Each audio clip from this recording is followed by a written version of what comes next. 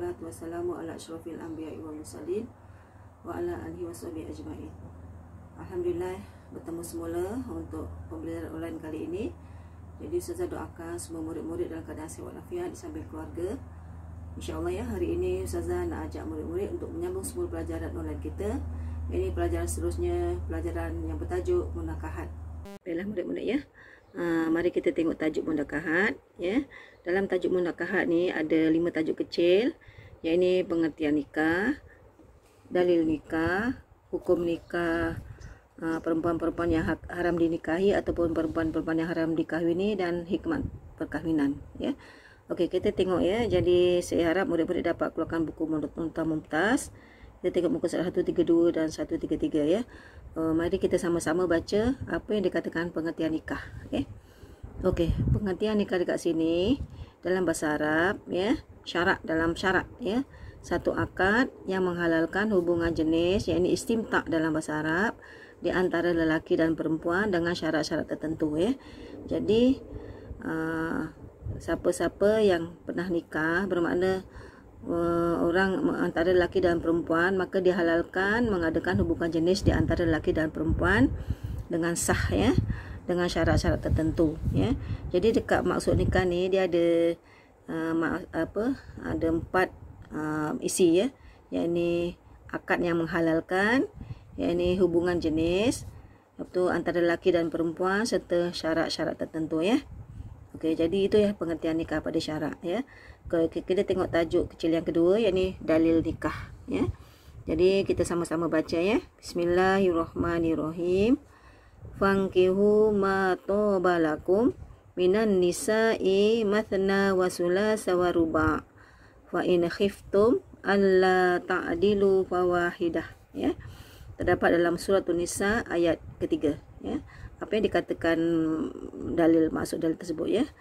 Okey, artinya maka berkahwinlah dengan sesiapa yang kamu berkenan dari perempuan-perempuan yang lain, 2, 3 atau 4.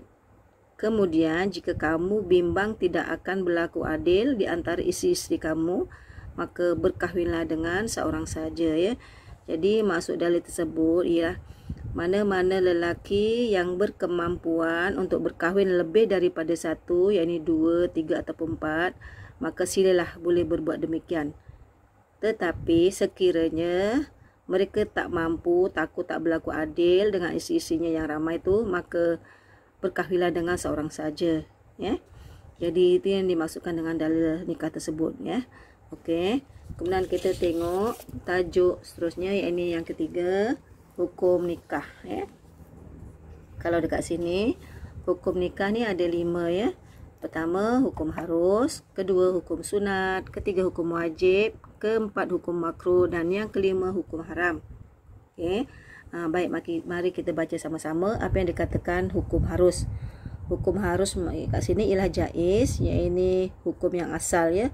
Hukum asal perkahwinan ataupun hukum asal nikah tu ialah harus ya. Kalau besok keluar soalan periksa, apakah hukum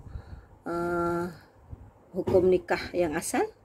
Maka jawapannya ialah harus ya. Kemudian yang kedua ialah sunat ya.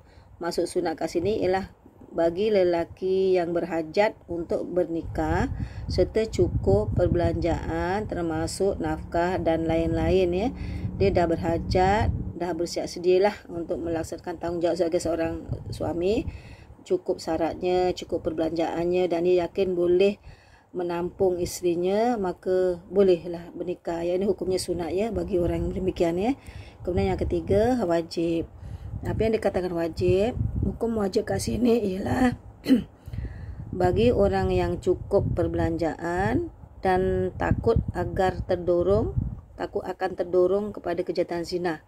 Maka orang yang ada ciri-ciri terdorong ataupun terjebak dalam kegiatan zina, maka orang tu kena wajib nikah ya, untuk menjaga diri ya, untuk menjaga diri ataupun kepribadian seorang lelaki tersebut ya, maka itu wajib ya.